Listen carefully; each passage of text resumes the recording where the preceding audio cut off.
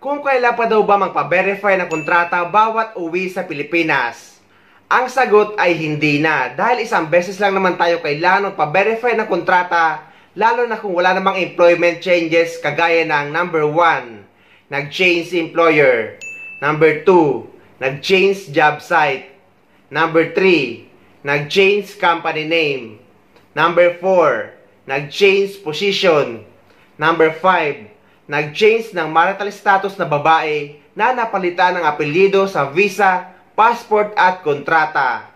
At yung number 6, kung galing kayo sa visa na naging employment visa sa ibang bansa. Kung wala kayo sa mga nabanggit ko at nakapag-verify na kayo dati ng kontrata at nakakuha ng UEC, ay hindi nyo na kailangan pa magpa-verify ng kontrata bawat uwi nyo sa Pilipinas dahil pwede na kayo mag-acquire ng UEC exemption online. Pero dadalhin nyo lang ang inyong latest printed contract kapag magbabakasyon. At para sigurado, dalhin nyo lang din ang inyong lumang contract verification just in case man hanapin. Dahil yung bagong kontrata nyo at yung lumang verification nyo ay pareho lang din naman.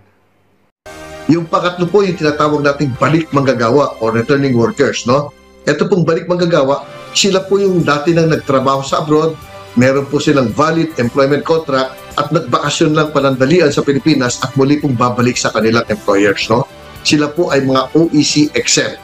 Kung kayo naman po ay balik manggagawa, online na po ito. Kung babalik po kayo sa inyong dating pinagtatrabahuhan, meron na pong tinatawag na OEC exemption certificate na inyo na pong makukuha sa sarili ninyong online account sa Department of Migrant Workers.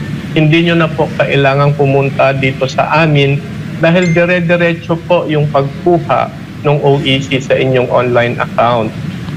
May advisory ang Polo tungkol dyan na hanggang ngayon ay wala pa namang pagbabago. At sa mga walang idea kung paano mag-acquire ng OEC exemption online, ay meron akong video tutorial na ilalagay ko sa description ng video na ito. At sa mga hindi naman marunong online, ay pwede kayo dumaan sa POA desk na matatagpuan nyo sa loob ng NAIA. Bukas sila 24/7 at pwede kayo dumaan sa kanila at magpaprint kayo ng inyong OEC exemption sa kanila.